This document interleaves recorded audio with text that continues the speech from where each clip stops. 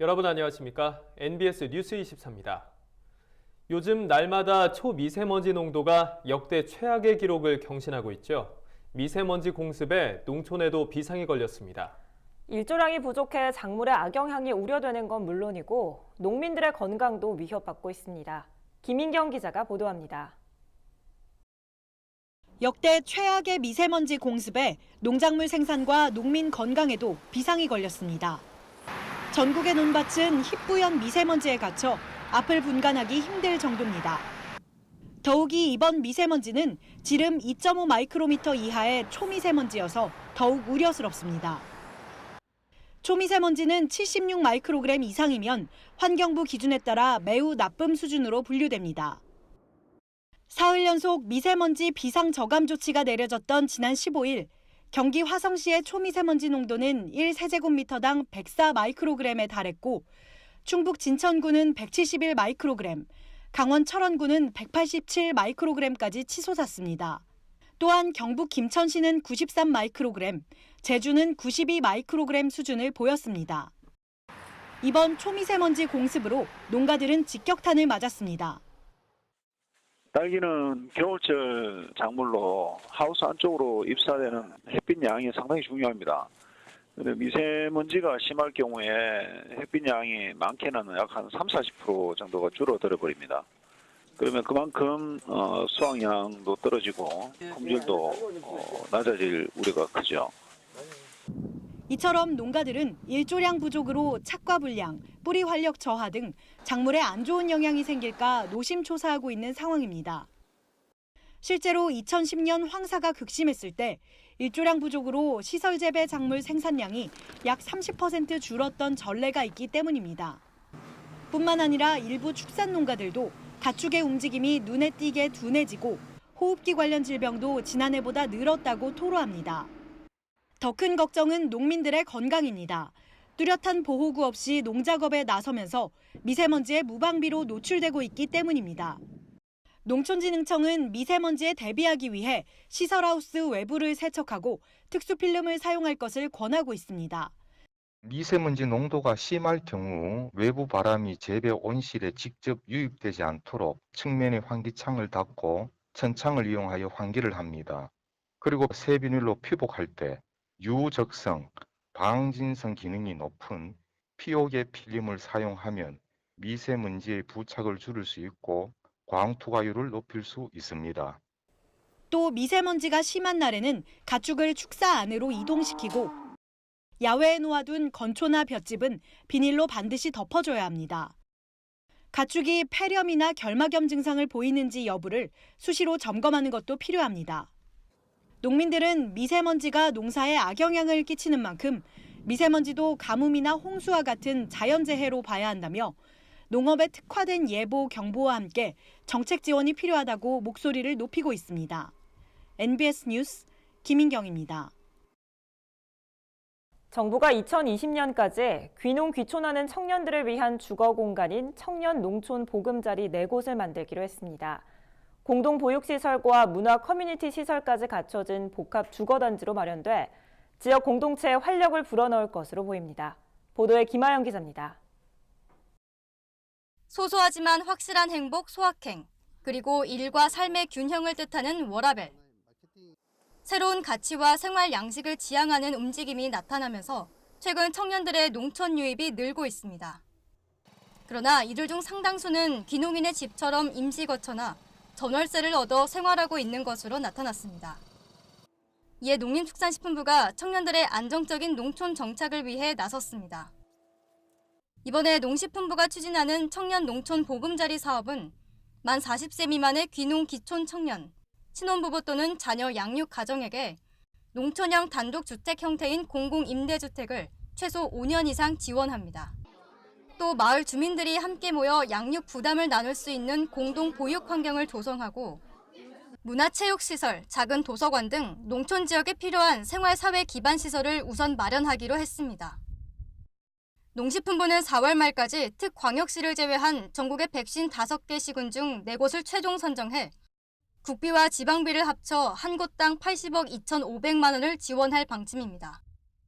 농공단지나 스마트팜 혁신 밸류와 같이 주변 일자리와 연계하여 공급하거나 영농교육, 임대농지 제공, 자녀 보육 양육 지원 등과 같이 입주 가구의 장기적 안정적 정착을 지원하는 프로그램을 연계하는 경우 우선 검토하게 됩니다.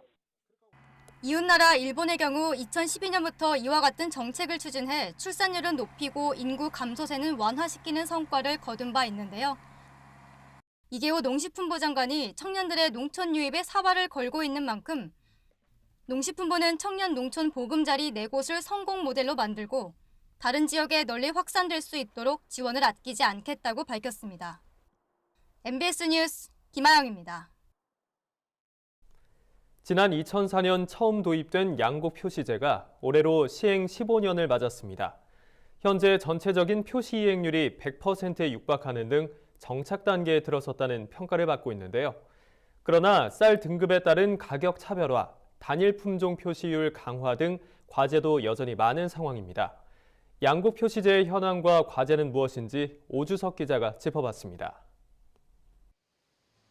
양곡 표시제는 양곡의 품질 정보에 대한 소비자의 알 권리를 보장하기 위해 2004년 처음 도입된 제도입니다. 모든 양곡에 대해 품목, 중량, 생산자 정보, 원산지를 표시해야 하고 특히 쌀은 추가적으로 품종, 생산연도, 도정 연월 1, 등급 등 4가지를 추가로 표시해야 하는 제도입니다. 양곡 표시제 이행률은 도입 이후 꾸준히 높아지고 있는데 지난해 소비자교육중앙회가 양곡 매매 가공업체 1,144곳을 조사한 결과 97.7%의 높은 이행률을 보였습니다. 쌀은 등급 표시 의무화 제도 도입 후 표시율이 대폭 높아졌습니다. 농림축산식품부가 지난해 10월부터 쌀의 등급을 특, 상, 보통, 등회 4개 등급으로 표시하는 쌀 등급 표시 의무화를 시행하고 있는데 도입 이후 등급 표시율이 92.6%까지 높아졌습니다. 의무화 이전인 2017년도에 비해 40.2%포인트나 상승한 겁니다. 하지만 해결해야 할 과제도 있습니다. 현재는 쌀 등급을 높이기 위한 농가들의 노력이 부족한 상황. 쌀의 등급을 높이기 위해서는 쌀학이나 금이 간 나라를 더 많이 골라내야 하는데 현재 유통되는 쌀의 등급별 가격 차이가 크지 않은 상황에서 굳이 도정 수율을 낮추면서까지 등급을 높일 이유가 없기 때문입니다. 각 RPC에서 계약 재배를 통해서 품질 단일화를 유도를 하고는 있지만은 요즘에 쌀 소비 추세가 각 가정에서 소비되는 양보다는 학교 급식이랄지 식자재 업체 이런 쪽으로 소비가 이루어지다 보니까 가격을 보고 쌀을 소비하는 추세로 진행이 되다 보니까 아무래도 고품질화 되지 않는 경향이 있는 것 같습니다. 쌀의 품질 고급화를 위해선 단일 품종 비율을 높여 품종별로 밥맛의 특성이 어떻게 다른지에 대한 홍보가 필요하다는 지적입니다. 하지만 현재 단일 품종으로 표시되는 쌀의 비율은 수년째 답보 상태입니다. 등급별로 가격 차이가 좀 낮아야 되는데 현재 우리가 기대했던 것만큼 가격이 등급별로 형성이 되지 않고 있는 실정인 것 같습니다. 현재 실태는 과거처럼 지역 브랜드에 의존해가지고 유통이 되고 있다 이렇게 보고 있습니다. 네. 양곡 표시제의 시행이 소비자의 알 권리를 지키고 양곡의 고품질화를 추진하기 위한 방침인 만큼 앞으로 풀어야 할 과제는 만만치 않을 것으로 보입니다.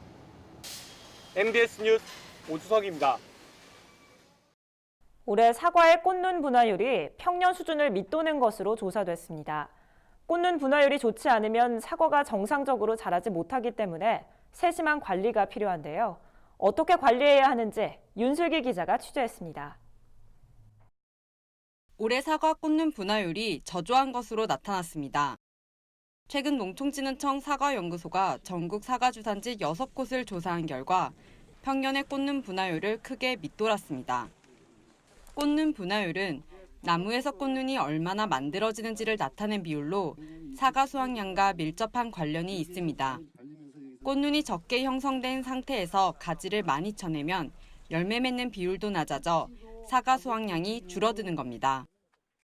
품종별로 살펴보면 후지의 평년 꽃눈 분화율은 64% 수준인데 올해는 58.1%로 떨어졌습니다. 홍로도 평년에는 70%던 분화율이 올해는 65%에 불과합니다. 지역별 차이도 큽니다. 후지의 꽂는 분화율이 경남 거창에서는 70%인데 전북 장수는 59%, 경북 청송은 57%, 충북 충주는 53%로 나타났습니다. 홍로도 마찬가지입니다. 경북 군위, 경남 거창, 전북 장수는 평년을 웃돌았지만 충북 충주, 경북 청송 영주는 모두 평년보다 낮았습니다. 이처럼 꽂는 분화율이 나빠지는 현상은 2016년부터 이어지고 있습니다. 홍로의 꽂는 분화율은 2016년 71%였는데 2017년 62%로 떨어지더니 지난해에는 2010년 이후 역대 가장 낮은 60.5%를 기록했습니다. 전문가들은 최근 반복되고 있는 이상기후가 꽂는 분화율 변화에 영향을 줬다고 분석합니다.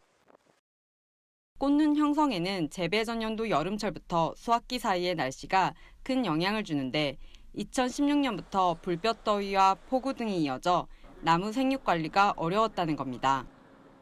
2016년 생육기 고온과 2017년 빈번한 강우, 2018년 여름철 폭염에 따라서 나무의 저장 양분이 부족하게 되었습니다. 그래서 현재 나무 생육들이 좋지 못하여 2019년 꽂는 분화율이 저조한 상태입니다.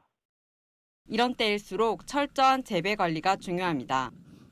전문가들은 농가에서 직접 꽂는 분화율을 조사한 다음 가지치기 정도를 결정해야 한다고 조언합니다.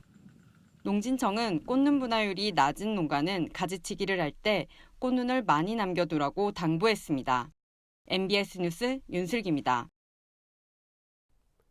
조선시대 궁궐에 진상했다는 기록이 있는 귀한 과일 감귤. 70년대 제주에서는 감귤나무 2그루면 자식을 대학까지 보낼 수 있다고 해서 대학나무로도 불렸는데요. 우리가 몰랐던 감귤에 관한 이야기를 다채롭게 보여주는 특별 전시가 열려 화제입니다. 감귤은 조선시대 때 왕실에서만 접할 수 있는 특별한 과일이자 민간에서는 약재로 쓰일 정도로 귀한 작물이었습니다. 그때부터 감귤은 그야말로 금귤 대접을 받아왔습니다. 조선시대 중종은 시험을 보러 온 성균관 유생들에게 제주에서 진상해온 감귤을 하사했다고도 전해집니다. 시험을 치르는 유생들에게 제주 감귤을 나눠줬다고 해서 한감시라고.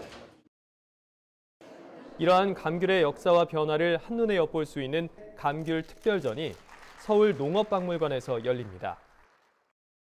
감귤을 선정하게 된 이유는 농협이 목표로 하고 있는 농가소득 5천만 원을 전국에서 처음으로 달성한 곳이 제주도이고 그 주역이 감귤이기 때문입니다. 이번 전시를 통해 감귤에 대한 다양한 이야기를 배우고 감귤 애용도 많이 해주시기를 부탁드리겠습니다.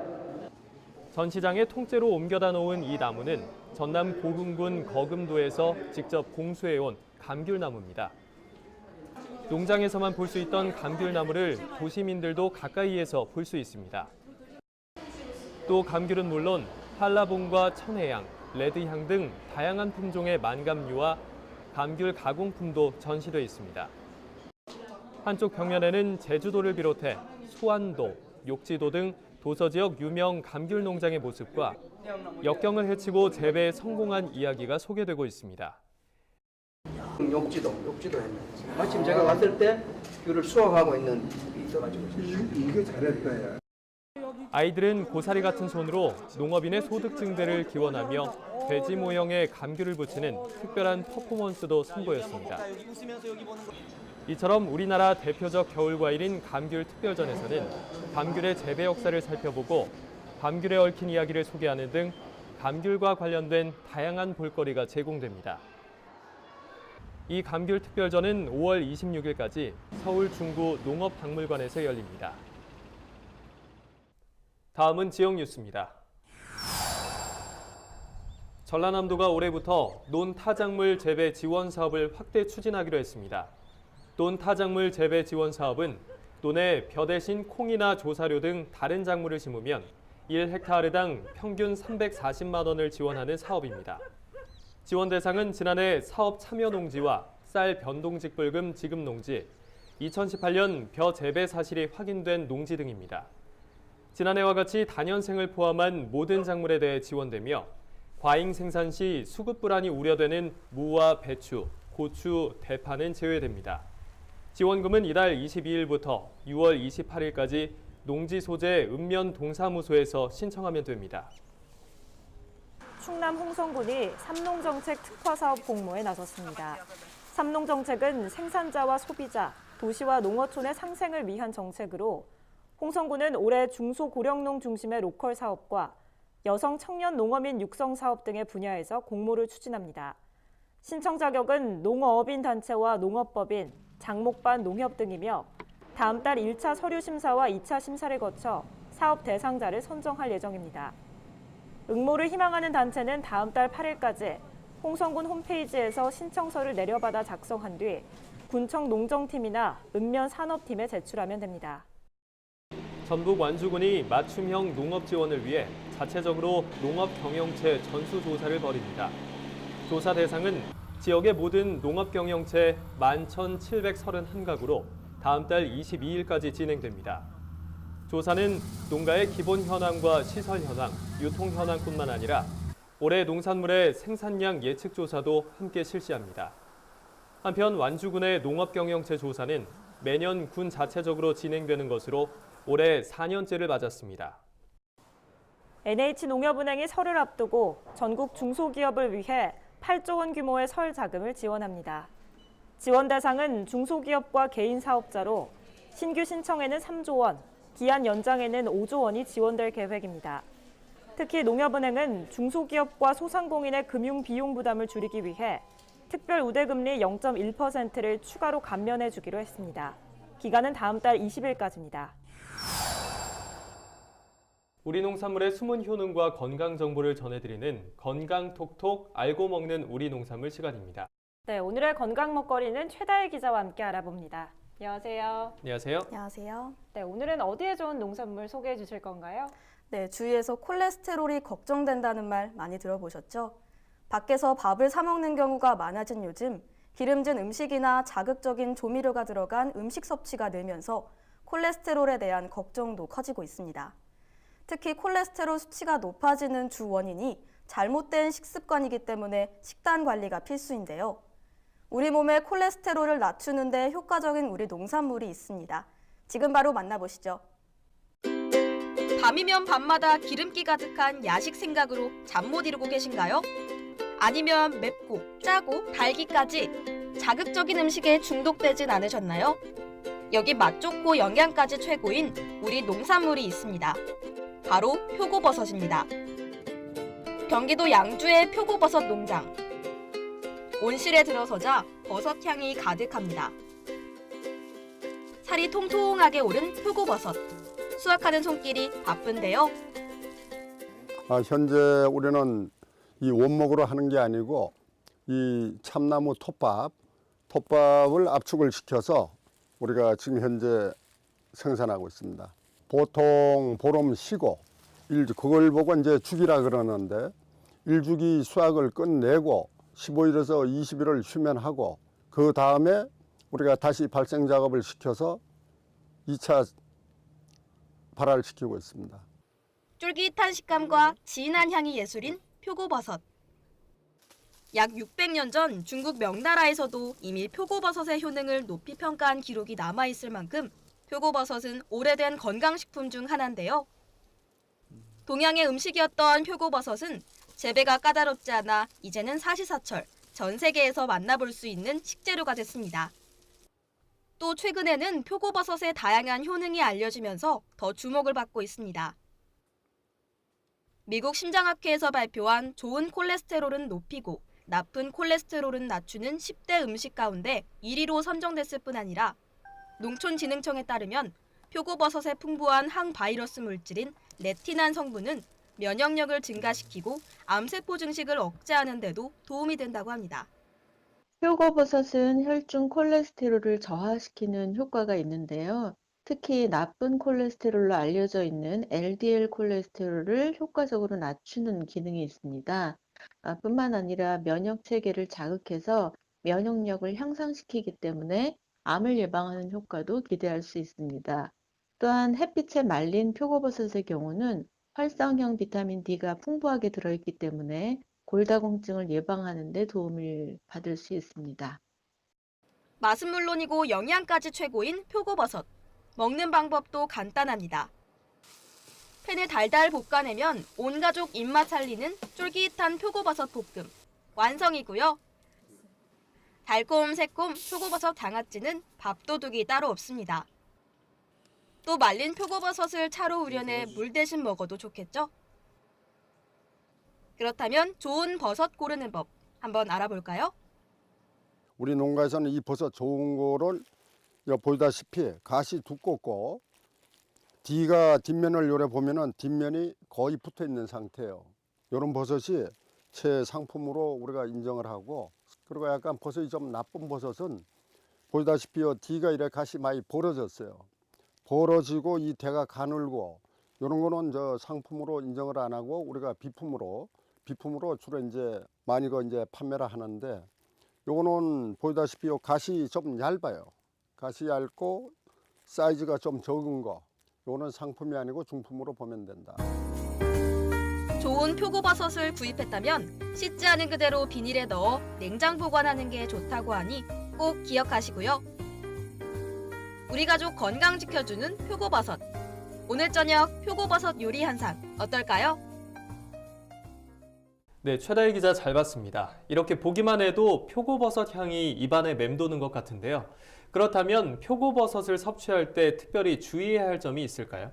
네, 표고버섯을 익히지 않고 그냥 먹을 경우 개인에 따라 복통이나 설사를 일으킬 수 있기 때문에 주의하셔야 하고요. 또 표고버섯은 요산의 수치를 높이기 때문에 통풍 환자는 섭취를 피하는 게 좋다고 합니다. 네, 알겠습니다. 최다희 기자 오늘 좋은 정보 잘 들었습니다. 저희가 준비한 소식은 여기까지입니다. NBS 뉴스 24 마칩니다. 함께해 주신 여러분 고맙습니다.